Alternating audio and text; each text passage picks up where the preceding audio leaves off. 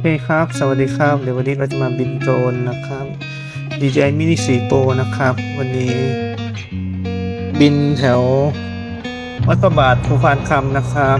อำเภออุบลรัตน์จังหวัดขอนแก่นนะครับเก็บภาพมุมสูงบรรยากาศให้รับชมกันนะครับความสวยงามของหลวงพ่อขาว